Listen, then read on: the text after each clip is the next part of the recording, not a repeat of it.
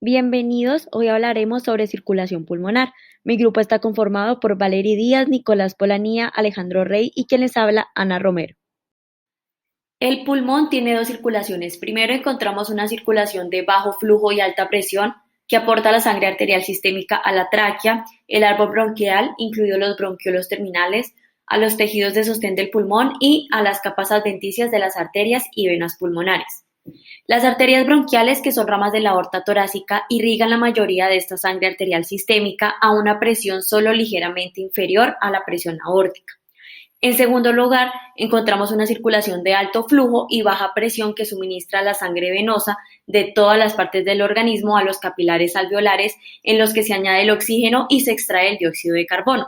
La arteria pulmonar, que recibe sangre del ventrículo derecho, y sus ramas arteriales transportan sangre a los capilares alveolares para el intercambio gaseoso y a las venas pulmonares, y así después devuelven la sangre a la aurícula izquierda para su bombeo por el ventrículo izquierdo a través de la circulación sistémica. Ahora vamos a hablar un poco sobre la anatomía fisiológica del sistema circulatorio pulmonar y vamos a empezar con los vasos pulmonares. La arteria pulmonar se extiende solo 5 centímetros más allá de la punta del ventrículo derecho y después se divide en las ramas principales derecha e izquierda que vascularizan los dos pulmones correspondientes. La arteria pulmonar es delgada y el grosor de su pared es un tercio del grosor de la aorta. Las ramas de las arterias pulmonares son muy cortas y todas las arterias pulmonares, incluso las arterias más pequeñas y arteriolas, tienen diámetros mayores que sus correspondientes arterias sistémicas. Esto, combinado con el hecho de que los vasos son delgados y distensibles, da al árbol arterial pulmonar una gran distensibilidad, que es en promedio de casi 7 milímetros de mercurio, que es similar a la de todo el árbol arterial sistémico. Esta gran distensibilidad permite que las arterias pulmonares se acomoden al gasto del volumen sistólico del ventrículo derecho. Pasamos ahora a los vasos bronquiales. Bueno, la sangre también fluye hacia los pulmones a través de arterias bronquiales pequeñas que se originan en la circulación sistémica y transportan aproximadamente del 1 al 2% del gasto cardíaco total. Esta sangre arterial bronquial es sangre oxigenada. Los vasos bronquiales también van a vascularizar los tejidos de soporte de los pulmones, como el tejido conjuntivo, tabiques y bronquios grandes y pequeños. Después de que esta sangre bronquial y arterial haya pasado a través de todos los tejidos de soporte, va a drenar hacia las venas pulmonares y va a ingresar en la aurícula izquierda, en lugar de regresar hacia la aurícula derecha. Por tanto, el flujo hacia la aurícula izquierda y el gasto del ventrículo izquierdo son aproximadamente un 1 a 2% mayores que el gasto del ventrículo derecho. Y ya por último, en los vasos linfáticos, pues hay unos en todos los tejidos de soporte del pulmón, comenzando en los espacios tisulares conjuntivos que rodean a los bronquiolos terminales y siguiendo hacia el hilio del pulmón, y desde aquí principalmente hacia el conducto linfático torácico derecho. Bueno, ya las sustancias en forma de partículas que entran en los alveolos son retiradas parcialmente por medio de estos conductos y también eliminan de los tejidos pulmonares las proteínas plasmáticas que escapan de los capilares pulmonares, contribuyendo de esta manera a prevenir un edema pulmonar.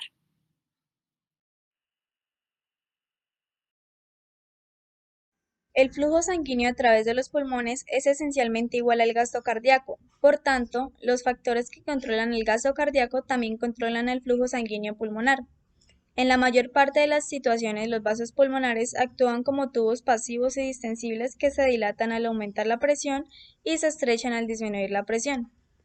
Para que se produzca una aireación adecuada de la sangre, es importante que la sangre se distribuya a los segmentos de los pulmones en los que los alvéolos están mejor oxigenados. Cuando la concentración de oxígeno en el aire de los alvéolos disminuye por debajo de lo normal, especialmente cuando disminuye por debajo del 70% de lo normal, es decir, unos 73 milímetros de mercurio de presión parcial de oxígeno, los vasos sanguíneos adyacentes se constriñen con un aumento de la resistencia vascular de más de 5 veces a concentraciones de oxígeno muy bajas. Esto es opuesto al efecto que se observa en los vasos sistémicos, que se dilatan en lugar de constreñirse en respuesta a un oxígeno bajo.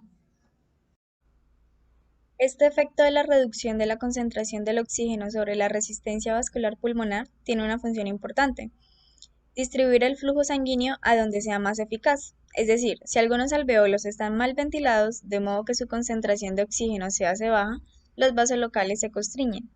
Esto hace que la sangre fluya a través de otras zonas de los pulmones que están mejor aireadas, proporcionando de esta manera un sistema de control automático para distribuir el flujo sanguíneo a las zonas pulmonares en proporción a sus presiones alveolares de oxígeno. Ahora hablaremos acerca de la zona de flujo sanguíneo pulmonar. Los capilares de las paredes alveolares están distendidos por la presión de la sangre que hay en su interior.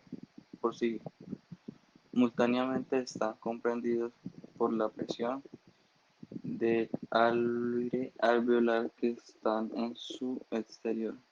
Por tanto, siempre la presión del aire alveolar pulmonar sea mayor a la presión de sangre capilar, los capilares cierran y no hay flujo sanguíneo. Podemos encontrar tres posibles zonas de flujo sanguíneo pulmonar, como por ejemplo en la zona 1, ausencia del flujo durante todas las porciones del ciclo cardíaco, porque la presión capilar alveolar local, esta zona pulmonar nunca aumenta por encima de la presión del aire en ninguna fase del ciclo cardíaco. En la zona 2, el flujo sanguíneo intermitente solo durante los picos de presión arterial pulmonar, porque la presión sistólica en un momento es mayor a la presión del aire alveolar, pero la presión diastólica es menor a la presión del aire alveolar.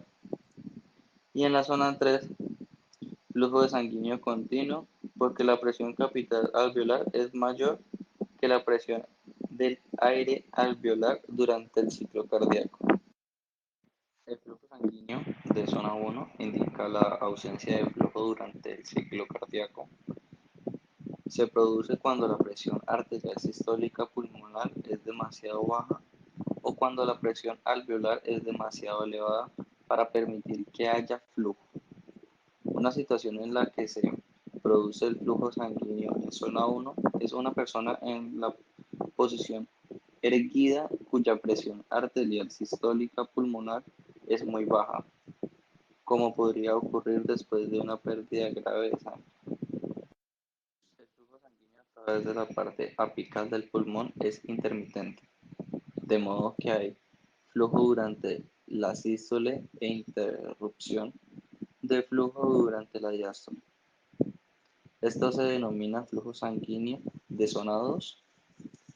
El flujo sanguíneo de zona 2 comienza en los pulmones normales aproximadamente 10 centímetros por encima del nivel medio del corazón y se extiende desde ahí hasta la parte superior de los pulmones.